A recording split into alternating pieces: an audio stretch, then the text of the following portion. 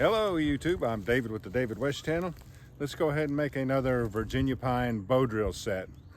Let's start off with the bearing block, a fat wood bearing block. You want to get a dead branch, something that's been dead for a while, and I don't know, I guess I want the block to be about 5 inches long.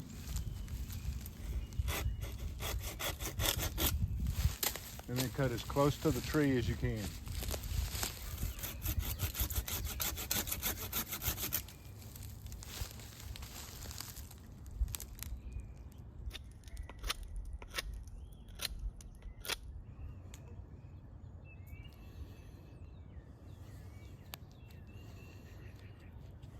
All right, that's the bearing block. Now let's find something that's dead, of course, good and dry, no bark on it, been exposed to the weather, the sun, and the wind.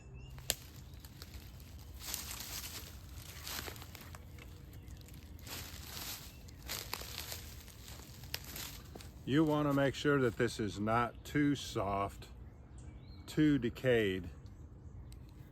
So you can tell that with your fingernail. You want to look over your branch very well, and for me, I'm interested in having as long a spindle as I can get. They tell you 8 inches, but for me, I like a 10 to 12 inch spindle. And there are no straight places on this branch, so my best bet is going to be to cut a spindle off from between this knot and this bend right here.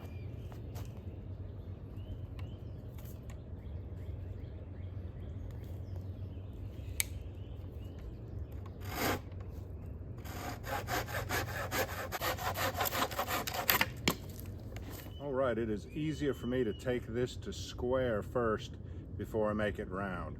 I know some people can just start whittling on it and end up with a true cylinder, but I cannot. So I'm going to take this high spot off, and then work on the center right here.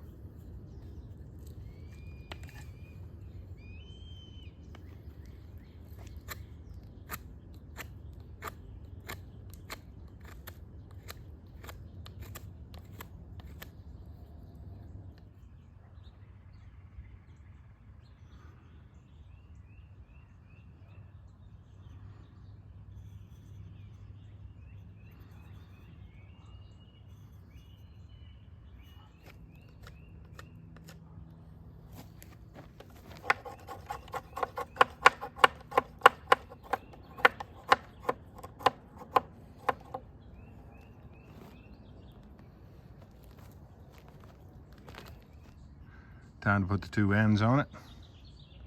If you can figure out which end is harder than the other, that's the end that you want for the bearing block. I can't tell on this one, so I'll just come down 1.5 inches, bring it to a point all the way around, and that point should be on center line. Turn it 90 degrees, it should still be on center line. And the hot end is just 3 tiers of facets. Come down 1/4 inch, facets all the way around. Come up 1/8 inch, facets all the way around. Come up 1/16 inch. All right, she turned out beautifully. Not completely symmetrical. The spindle is a little bit lumpy, but it is close enough. Now I like this fat wood being on the bearing block end. Not so good that there's also some fat wood in the hot end. Usually you have to do more strokes, more bowing to overcome that fat wood. Let's go ahead and do the fireboard. All right, here's the part that was sitting on the ground. So let's use this right here. It's about 12 inches away from it.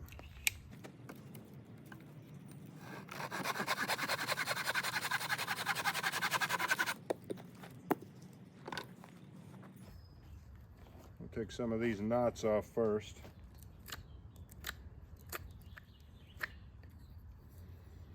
All right.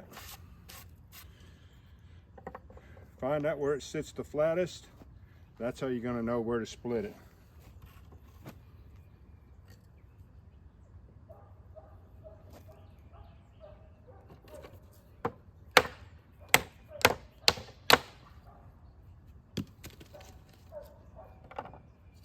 I think I'll go ahead and use this end because it's the thickest.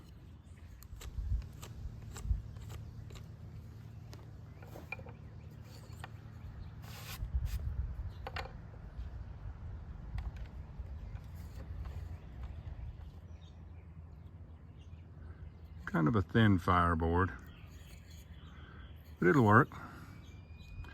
This pine is pretty hard.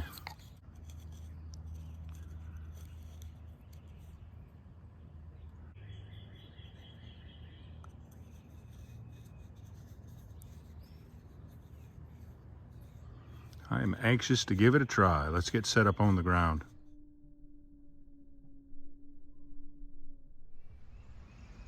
All right, because my fireboard is so thin, I'm just gonna do the notch and going for the ember at the same time. No burn in. I've got a Virginia pine spindle and fireboard and shavings and kindling and fuel wood straight off the landscape. Let's not forget about the Virginia pine fat wood bearing block.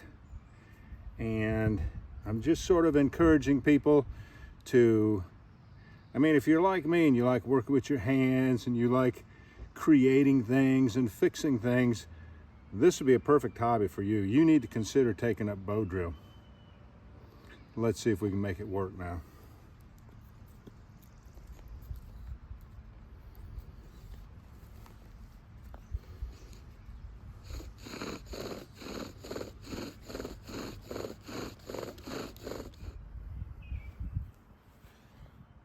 Nope.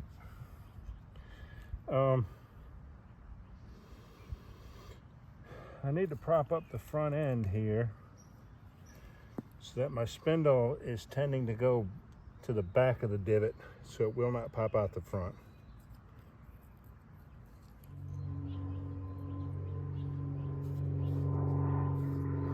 I went ahead and took the corner off all the way around that spindle tip so that the spindle could dive down into the fireboard a little bit faster.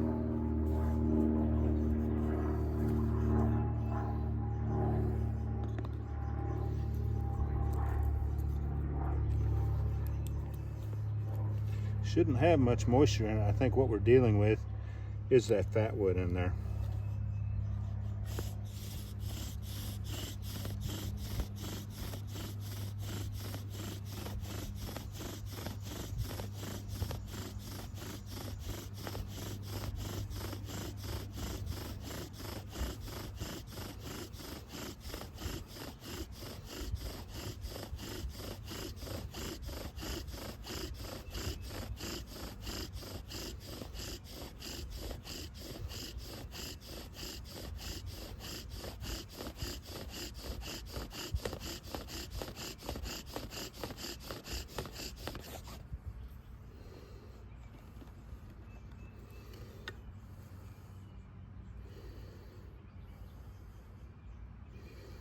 Is it going to stay ignited?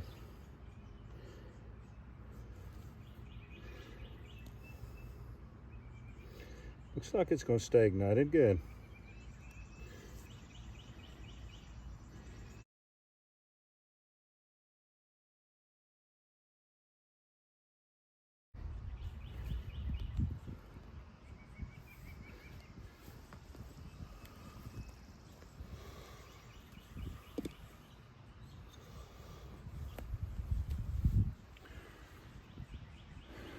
Bearing block did a great job.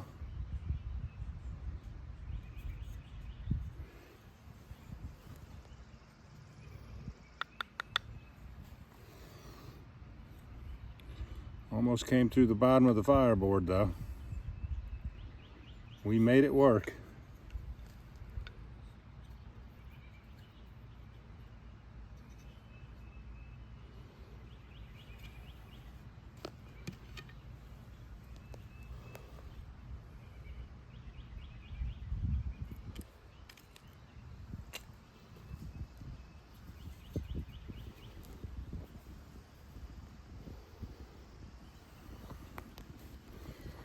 And you know, the wind is always going to get up anytime I get an ember with bow drill.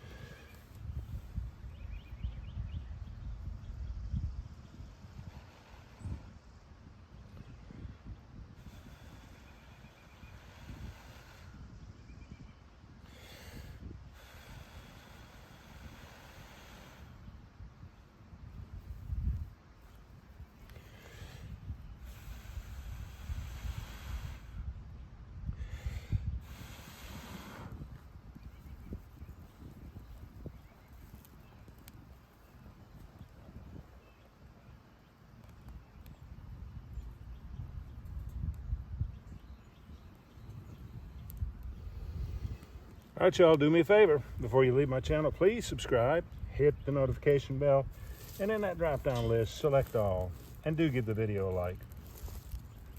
I appreciate you joining me on this one. We'll catch you on the next one.